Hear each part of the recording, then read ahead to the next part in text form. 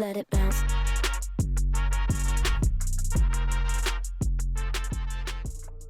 Now it's time to start deciding who are the people that you're going to actually go after first. I'm going to introduce you to a term that I believe I've come up with myself. If not, doesn't matter. This is how I want you to think about this.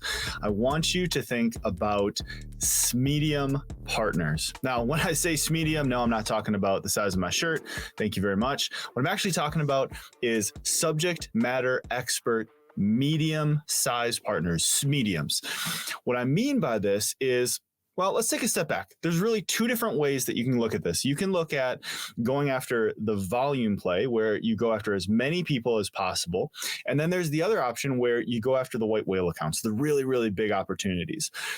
What I have found when it comes to our sales team is that we've run both of them. And over and over and over again, the smaller accounts, the medium-sized ones actually, which we'll talk about in a minute here, if we go with a volume play, almost every single time that has worked better for us than going after the much larger accounts. Now, there's a few reasons for this, but ultimately, when you go with someone who is a subject matter expert in their space, they own a medium-sized business. They're not brand spanking new in the business, but they're a subject matter expert. They're known in the space. They're a medium-sized business.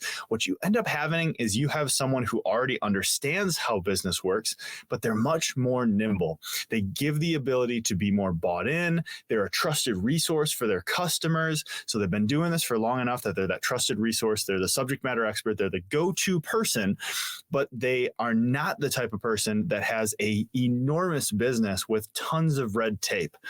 So the thing that I want you to consider is right out the gate, it is much more important to gain what I would call momentum. If you have momentum, the ability to go and get a couple early wins and be able to feed off of that, you know what I'm talking about. You've had that in business before, I'm sure of it. That's going to get you to perpetuate into more success, as opposed to you just trying to go after some huge account that's going to take 18 months to finally land and hope and pray that it actually works out for you. I would much rather you have a ton of these smaller partners than one big one that you really hope pays off long time in the future. Not saying you ignore those guys. I'm just saying for right now, listen, let's put some cash in your pocket. Let's go after some people that can get some business done for you. And I'm going to explain why the medium size businesses are the ones that you want to go after. Again, ultimately, you want to make sure that you're able to gain momentum. Get the data by going after the volume play first. It's much more important. The other thing, you want to have a partner relationship, not just a transactional relationship. I want you to be able to truly build a partnership with somebody. And what can happen is if you go after a bigger business, not only are you ultimately often not going to be working with the decision maker. Let's say you do have a great relationship with a decision maker at a big partner. You have hundreds of employees and you go and you want to partner with them, and the decision maker ultimately says yes. I want you to think about in the past, whether it's yourself or somebody you know, how many times have you heard of an employee who has said, oh yeah, the big boss at the corner office told us that we have to do this thing. We're not doing that thing. We're not doing it. Do you know what I'm talking about? I'm sure you do, because that happens all the time at these big businesses where someone up at the top goes, oh yeah, this is a great idea. Let's go ahead and just roll this out and we're just going to do this. And the frontline guys are like, have you even thought about all the other stuff that we're supposed to do? Why would we do that? It can't happen.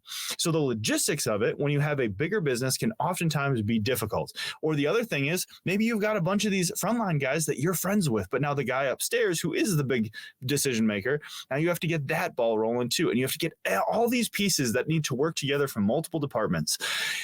That's why the big businesses, you should go after them. You should try to have those aspirations to land those accounts.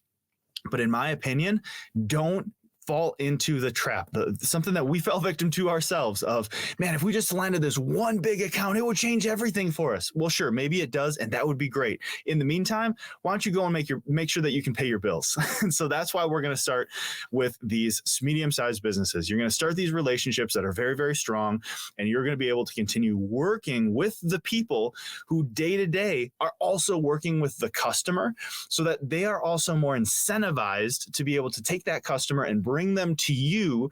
And then that customer, because they've worked hand in hand with the person who is a subject matter expert in the space, they trust them. They're the local resource. Then when they get handed off to you, now they know that they can trust you as well. You've got a much warm welcome as opposed to just a big company passing them over to you. So that is why I think it's so important that you make sure that you focus on the subject matter expert, medium-sized partners in your area, as opposed to the brand new guy who you're going to need to teach the difference between, sales and marketing, and they barely understand business because they're so brand new to the space.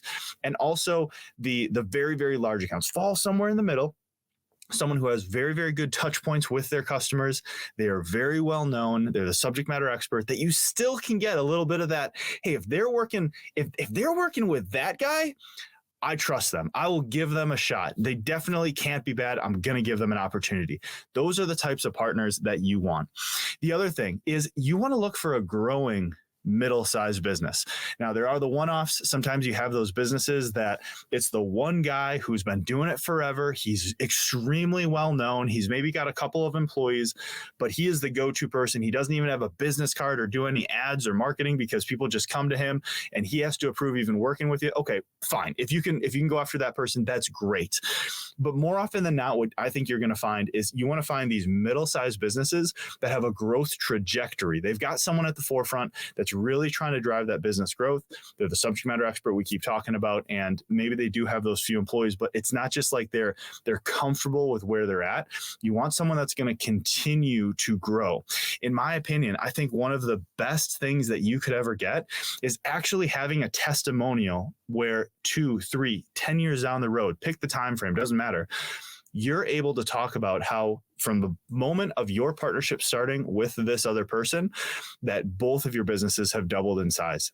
That, I think, is something that you and I would both love to have happen. And so I want you to have that opportunity. And that's what happens with those medium-sized partnerships. The other thing that I want you to consider is when you look at these types of partners, they are looked at as the subject matter expert, which means they have a great brand engagement and image. It means not only do they have their really great touch point with their customers when they walk through the doors, either digitally or in person, but when you look online, when you look at that brand as a whole, it's not just maybe that one person, it's a company aspect. And so when someone looks at that, we were talking about how we want to have that partnership where when someone says, oh, I went and I worked with this one person at this one business, and they told me that I now need to reach out and talk with you, and I trust their input. That's the type of person that you want. So if you just have just a one single person, this is where I'm talking about where, the very, very small size businesses, if you're working with just one single person, they might not have built up that brand image as much. It's not to say that you can't continue to work with that person, but ultimately that's where that medium size as opposed to just the small size comes in. A lot of times these small guys, they're really, really excited and they want to partner with you and they're going to say yes very quickly. And we love that. Go get the momentum. If you have the difference between a ton of small partners versus one large one, I'm going to tell you, go after the small ones because one of them is going to pop and you're going to start being able to get some true business out of it. But the problem that can happen if you go with the one single person is if they don't understand the business landscape and they're working by themselves, they have no employees or anything like that. Sometimes, if not oftentimes, that type of person is spinning so many plates because they just don't understand how to delegate appropriately. And what can also happen at that phase is now your partnership starts kind of getting lost in the sauce of all the things that they got going on because they just have everything going on. This is very much the entrepreneurial curse of the person who is just constantly moving and sales is going to solve all problems. Well, it can, up to a point. And so you want to make sure that if you are going after those small accounts, that you have someone who has a good head on their shoulders and an understanding of business. Again, if I have to choose between 100 small accounts and one large one, do the volume play first. That is my recommendation based on all of the data that we have with our sales teams that I've worked with. Do the volume play first because now you have more opportunity for things to go right versus the so many things to go wrong with just the one. And if it doesn't work out, well, now you've lost everything and all that traction is for nothing. The final thing, the thing that I really love about SME-dium businesses, the subject matter expert, medium-sized businesses, is that more often than not, these guys are specialized. So let me give you a perfect example from my own team that I worked with. Our team was working with firearms instructors, gun ranges, gun retailers, that sort of thing in the firearm space. What we found is we initially thought, wouldn't it be so great to start going and partnering with all these really, really large ranges? And let me tell you, it's been a total blessing to be able to work with some of the greatest ranges all across the country. We've partnered with them. You walk in there and it is like a boutique when you walk in, not a firearms range, but like it's almost like you're walking into like a Rolex store or a Tiffany's. It's just, it's an exquisite feeling. It's clean, it's well lit, it's all the things that you would want from whether you're in the firearm space or someone who's brand new and you're walking into that storefront. It's everything you could ask for. It's great working with those types of ranges. However, what we have found is just like when we talked about having those large accounts that we go after, the difference between working with like a larger gun range versus a firearms instructor, our team, when we first started, was tasked solely with selling memberships within these classroom spaces. So these students that were in classes. What we found is that when we partnered with the independent instructors, they were kind of the SME-dium businesses that I'm talking about, where they had a good amount of volume of people that were students that would come through each month. We'd have the capacity to be able to talk to more students there. And on top of that, they had more touch points with their students because of their online engagement, and it was their singular focus. And so that's the thing that I want to talk about here. When you find a SME-dium business that's more specialized, you're typically going to have a better conversion rate because now they're working with a very specific type of customer and they're more bought in if you land that partnership. When we started working with these well-known instructors, and I'm not even talking well-known like they were famous influencers, I'm just saying they ran a lot more classes within their space. They were the go-to person. Their community knew who they were. They were always there to help, and they were always reporting on things when it came to public safety within their community. When we worked with those guys, the trust factor was super high. They gave us a much better introduction. They believed in the product so much that they would tell their students, I wouldn't have these people here if I didn't think this was extremely important for you. And on top of that, when we had some changes that inevitably any business is going to have changes as they continue to progress and come out with better things, the conversation was super easy in being able to get them to be nimble and how their approach changed and how we did our business.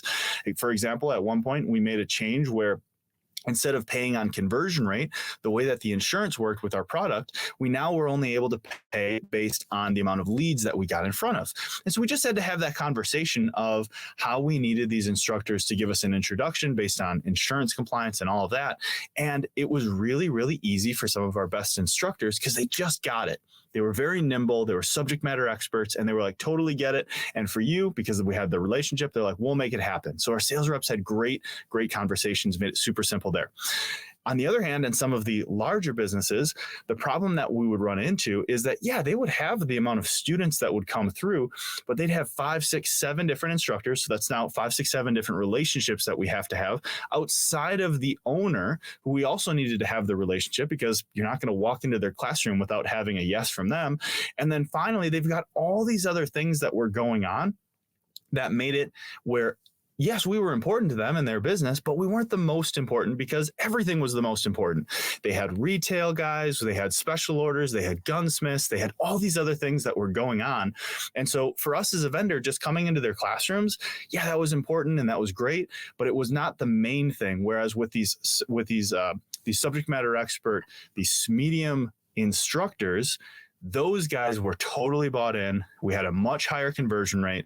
It was one relationship versus 7 within the same building, and it just rolled so much smoother. So at the end of the day, just make sure that you understand who you're going after. If you're going after the SME-diums, that's my recommendation. They're considered, again, the subject matter expert, medium-sized businesses.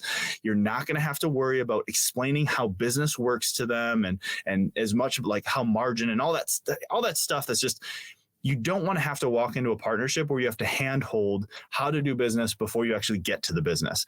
At the same time, you don't want a big business that's so big that you try to go after that partnership and it's long, it's arduous, it's a pushing a rock up the hill just to get that relationship going.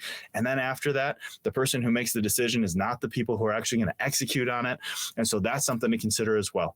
I highly recommend get the momentum, go after the volume play, go after as many people as you possibly can, but start first with the subject matter expert, medium-sized partnership opportunities in your space. And if you're going to find anything like we did, those are going to be your best partners and those are going to be your ride or dies.